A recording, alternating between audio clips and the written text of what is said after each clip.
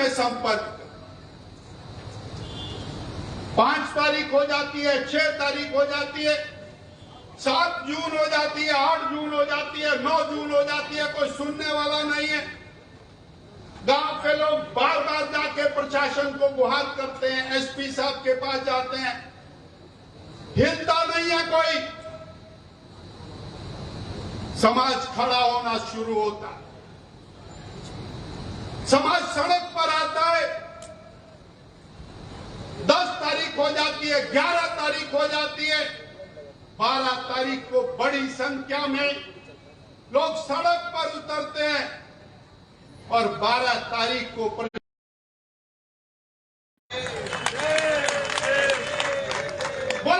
13 तारीख को 12 बजे बालिका को आपको दे देंगे। इसका मतलब है दाल में काला नहीं है, दाल ही काली है। उन्हें मालूम था कि कहां पर लड़का लड़की है। मैं आरोप लगा रहा हूं सरकार के ऊपर। 12 तारीख को जब वो बोलते हैं 13 तारीख को 12 बजे दे देंगे, ये कौन सी और तैयारी थी उनकी? और 13 तारीख को 12 बजे के बाद बोलते हैं 2 घंटे में, 1 घंटे में दे देंगे। अर्थात जनता ने जब संघर्ष किया,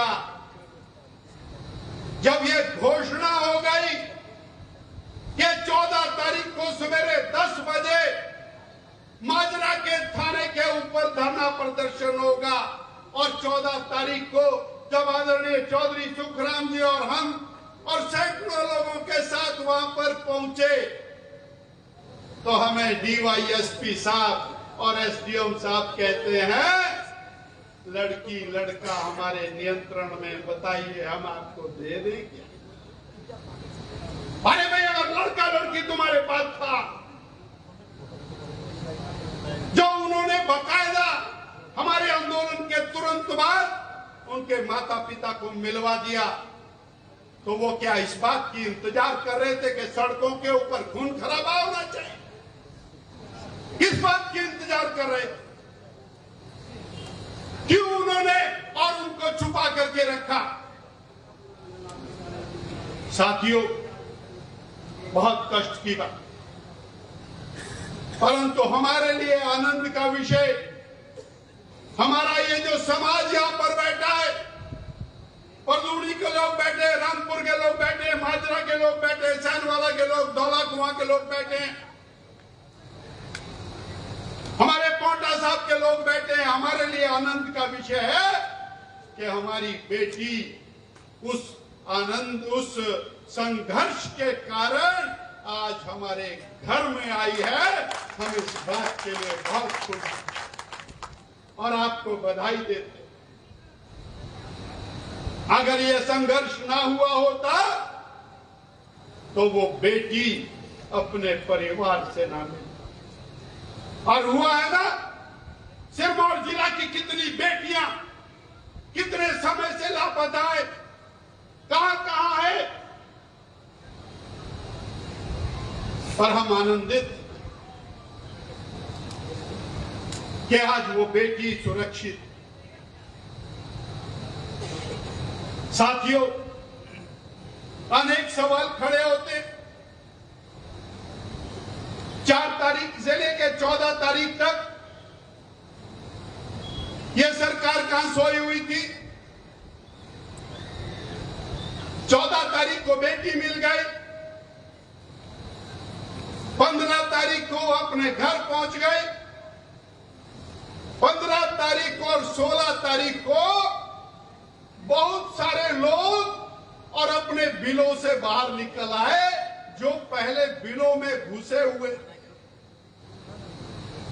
सरकार किसकी है, मैं पूछता हूं आपसे, सरकार किसकी है? प्रदीप जी जोर से बोलो। अरे सरकार किसकी है? संदीप भाई जोर से बोलो। विधायक किसका? 99।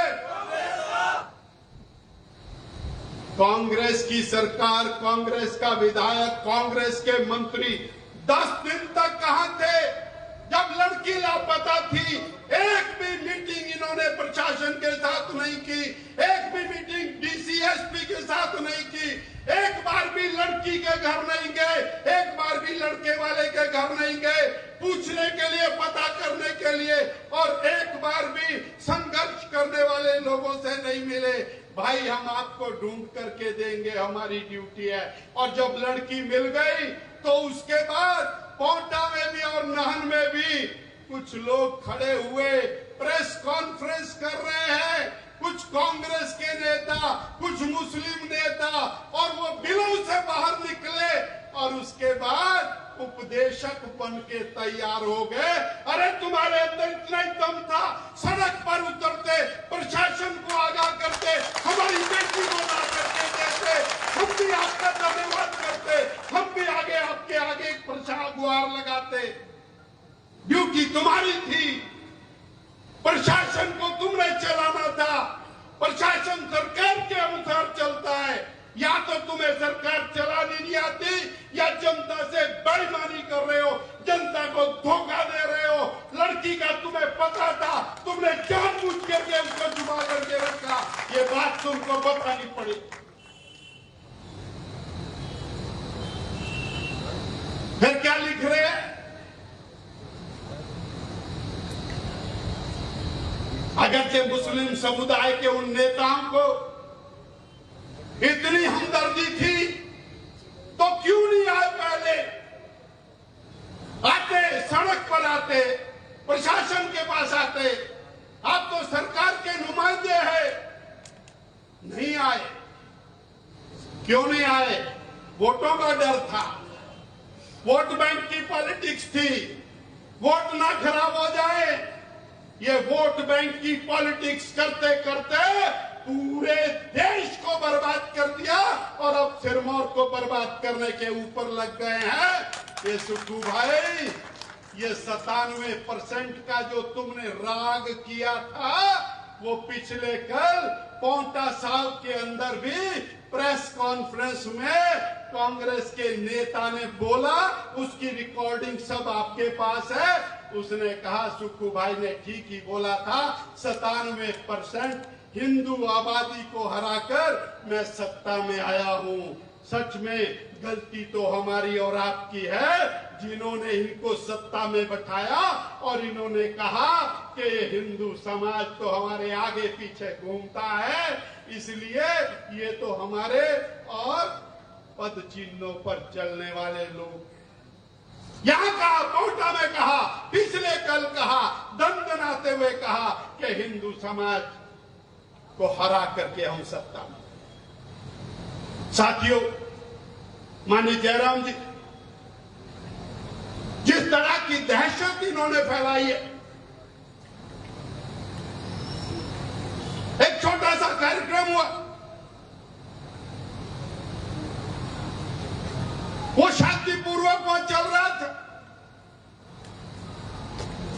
जिन्होंने पत्थर मारे, और मजे की बात यह है, आप FIR पढ़िए, मीडिया के साथी भी हैं, जरा FIR पढ़िए।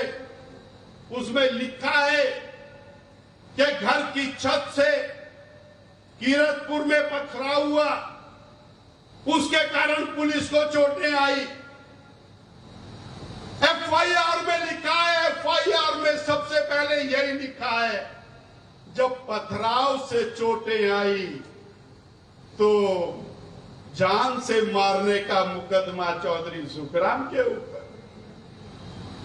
उन लड़कों के ऊपर जो 4 लोग जेल में।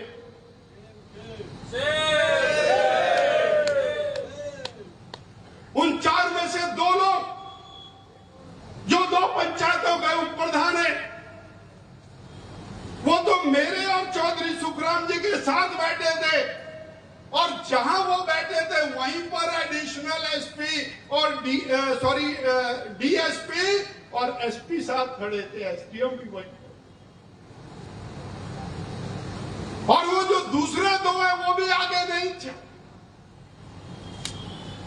तो पत्थर मारने वाले इनके अपने हो गए, जिन्होंने बिटिया को प्राप्त करने के लिए संघर्ष किया वो पाकिस्तानी हो गए, उनके ऊपर 307 लगा दी। ये हालत, और केवल 307 नहीं लगाई है, जो कानूनी जानकार है उसके अंदर 19 धाराएं लगाई हैं, तरह तरह की 19 धाराएं। और केवल धाराएं नहीं लगाई, हर रोज रात को 15 गाड़ियां पुलिस की निकलती हैं पांवटा साहब से, गांव-गांव में जाती हैं, घरों के किनारे पर और खड़ी हो जाती हैं। दहशत का माहौल होता है। कल रात फतेहपुर के अंदर 5 गाड़ियां एक घर को चारों तरफ से घेर लिया, छत पर भी चढ़ गए। अगर यहां आतंकवादी भी आ जाए तो 2 पुलिस वाले नजर नहीं आएंगे, वहां पर 50 पुलिस वालों ने उस घर को घेर लिया। वही दहशत उन्होंने रामपुर में पैदा करी, वही दहशत उन्होंने कोटड़ी में पैदा, व्यास में पैदा की कल रात, वही दहशत सारे इलाके के अंदर कर रहे। करना क्या चाहते हैं? अगर आपको लगता है एसडीएम का दफ्तर भी यहीं पर है, डीवाईएसपी का भी यहीं पर है, यहां खड़े हैं 2000 लोग, आओ जरा एक बार अरेस्ट कर लो सबको, हम जाने के लिए तैयार हैं, जेल में रखेंगे।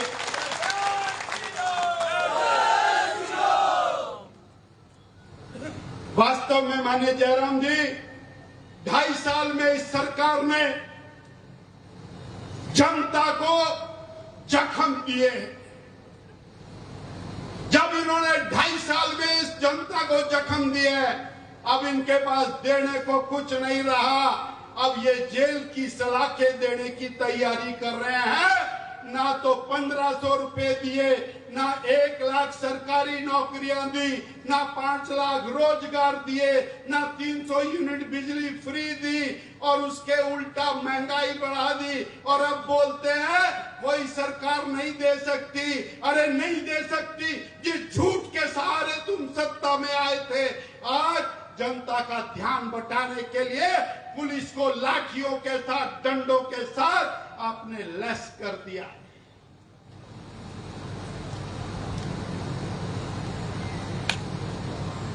जेंट्स पुलिसकर्मी महिलाओं पर लाठियां चला रहे हैं। और वीडियो देखिए आप लोग, एक पुलिस वाला ऐसे लाठी लेकर के दे दनादन, और दूसरा आता है वो कमांडो बन करके छलांग मार करके जूते से मारता है, और 3-3, 4-4 बार मारता है। अगर जे वो कोई मेरे जैसा बुजुर्ग आदमी होता तो वहीं उसकी लाश बिछ जाती। इस बुरी तरह से लाठीचार्ज इन्होंने वहां पर किया, दहशत फैला।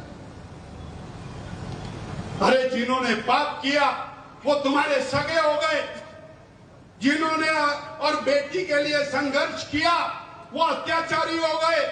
आपने उन पर केस बना दिए, जिन पर बना दिए उन पर तो बना दिया। रातों रात बंदे ढूंढ करके पता नहीं कितने बंदे अंदर करेंगे, किसी को कोई पता नहीं है। किसान खेत में जाने को मजबूर हो गया, खेत में कैसे जाए, पुलिस आ जाएगी पकड़ करके ले जाएगी। रात को घर में सोने को मजबूर हो गया, पुलिस आ जाएगी पकड़ करके ले जाएगी। पता नहीं किसको ले जाएगी, आज ले जाएगी कल ले जाएगी। ये दहशत का माहौल है माननीय जयराम जी।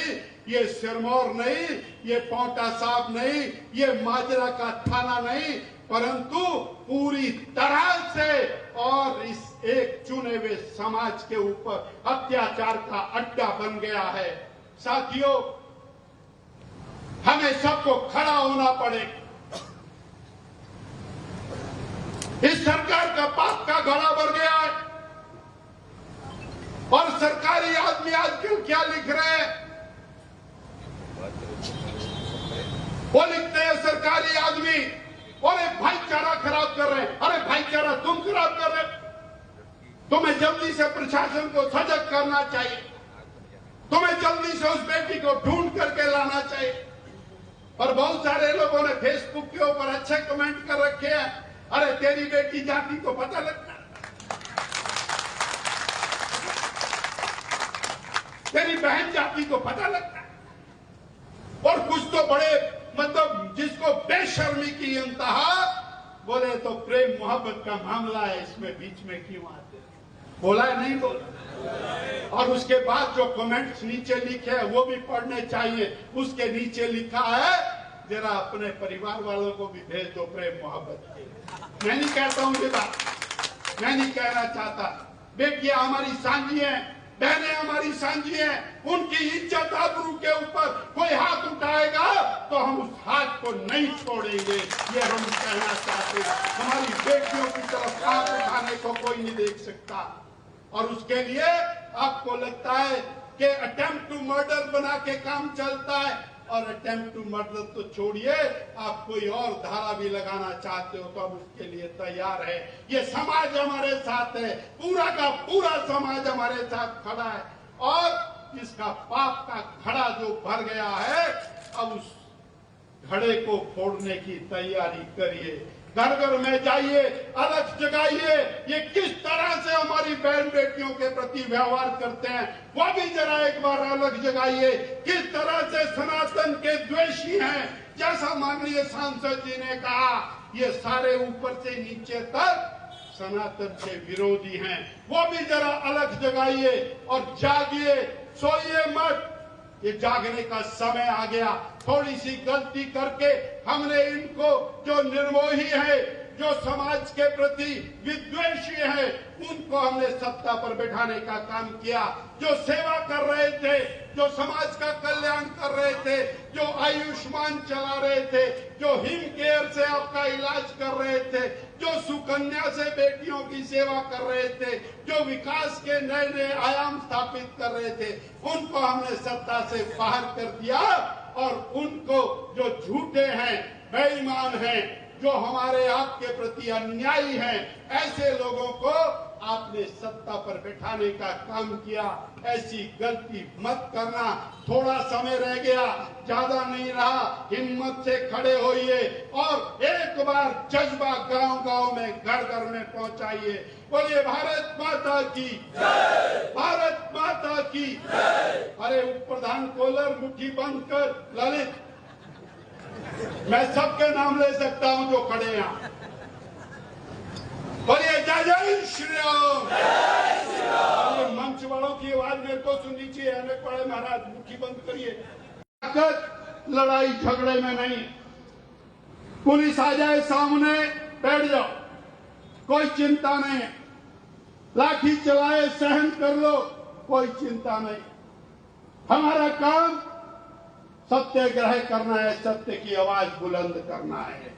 कोई भी अनुशासन को गांव में, शहर में, कहीं पर भी, बैठक में, आंदोलन में अपने हाथ माना ले, ये बहुत जरूरी बात है। इस